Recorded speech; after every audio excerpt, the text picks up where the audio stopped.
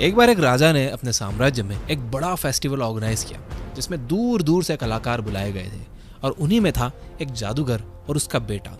इस फेस्टिवल में जहां पे सब अपना अपना टैलेंट दिखाकर लोगों को इम्प्रेस करने की कोशिश कर रहे थे, वहां उस जादूगर ने कुछ अलग करने का सोचा।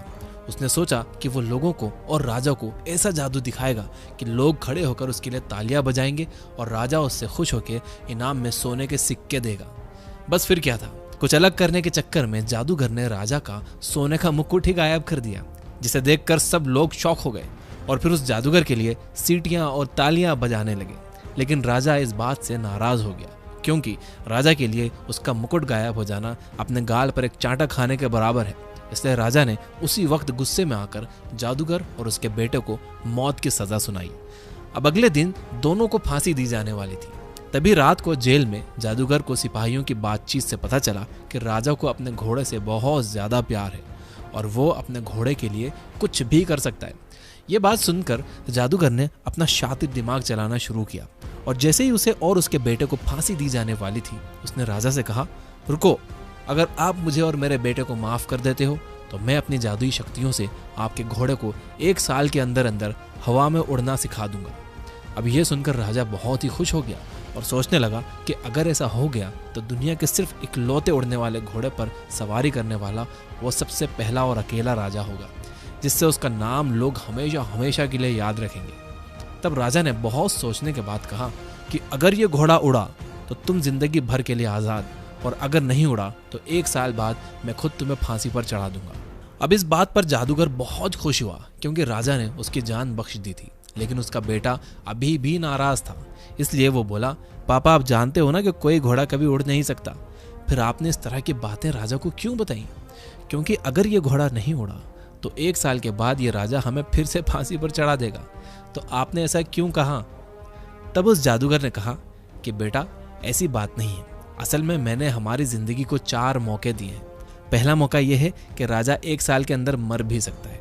दूसरा मौका यह है, क्या पता 1 साल के अंदर मेरी या तुम्हारी मौत आ जाए। तीसरा मौका यह है कि घोड़ा 1 साल के अंदर मर सकता है।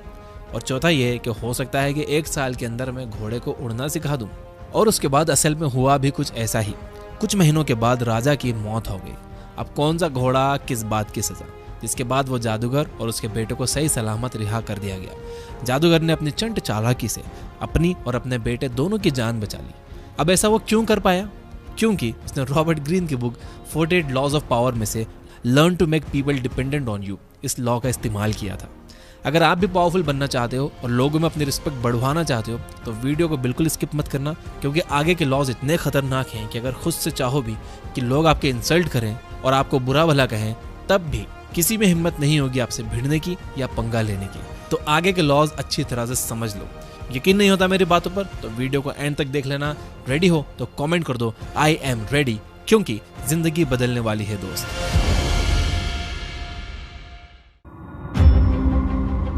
Law number 2, so much depends on your reputation, guard it with your life.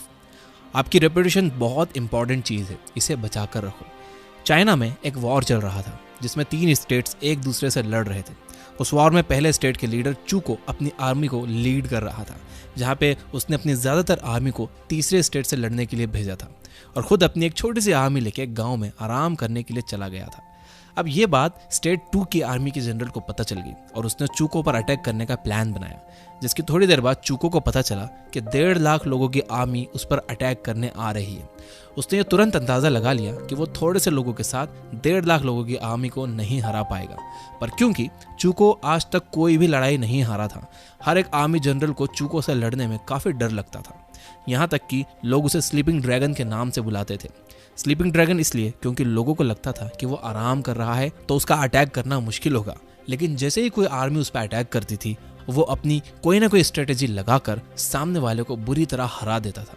तो जैसे ही चूको को अटैक होने की बात का पता चला, तब उसने गांव के गेट और सारे दरवाजे खुलवा दिए और अपनी आर्मी से छुपने के लिए कहा।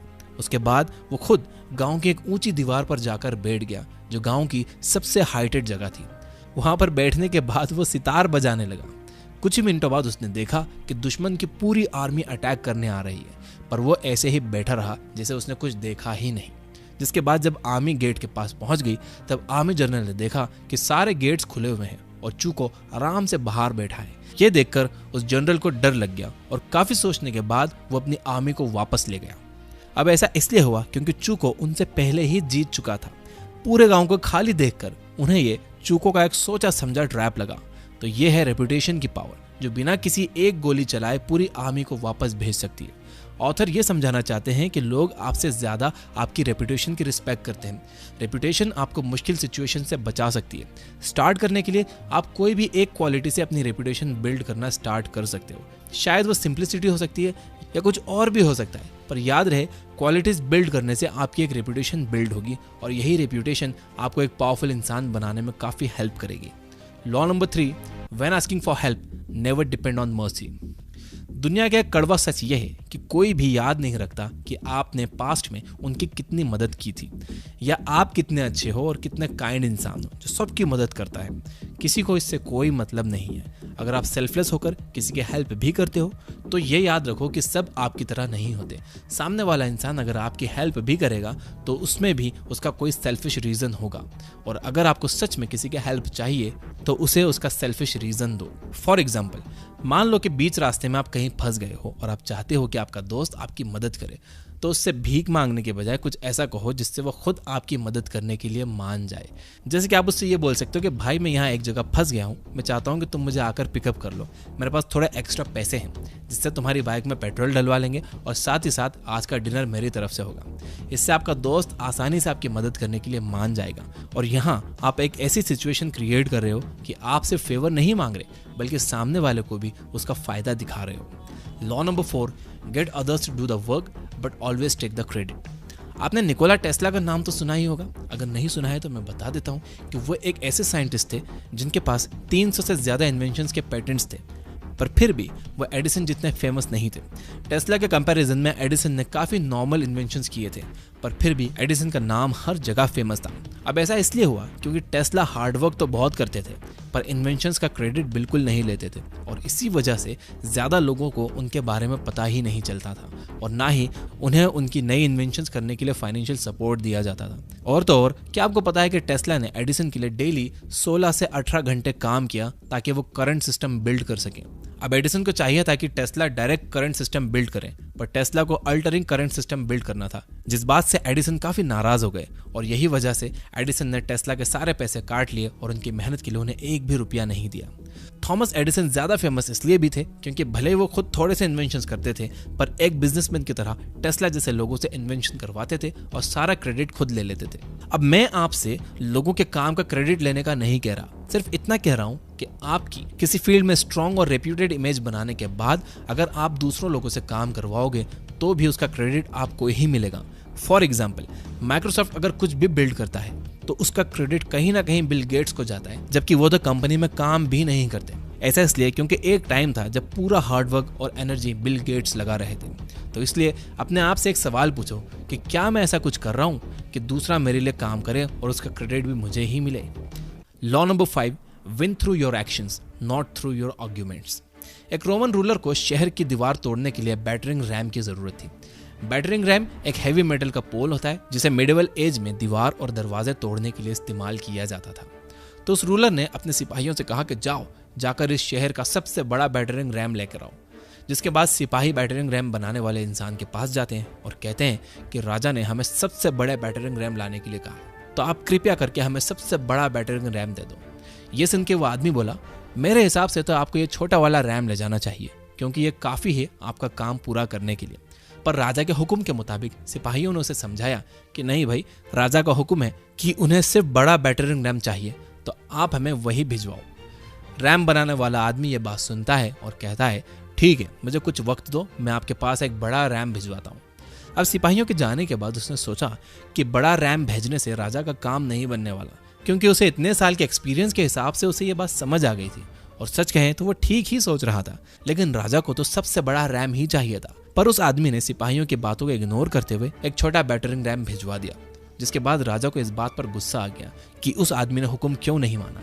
इसके बाद उस आदमी को बुलाया गया और जब वो राजा के सामने आर्ग्यूमेंट्स करने लगा तो राजा को तुरंत गुस्सा आया और राजा ने उसे मौत की सजा सुनाई। तो पहली बात तो ये कि आपको अपने से ज्यादा पावरफुल लोगों से आर्ग्यूमेंट नहीं करनी चाहिए। और अगर आपको अपना पॉइंट ऑफ व्यू देना भी है तो उसे इनडायरेक्टली दो। इसी केस में अगर इंजीनियर बड़ा रैम के साथ साथ छोटा रैम भी भिजवा देता और ये कह देता कि काम ना बने तो छोटा इस्तेमाल कर लेना, तो ऐसा करने से उसकी जान भी बच जाती और शायद राजा उसे ज़्यादा पैसे भी दे देता।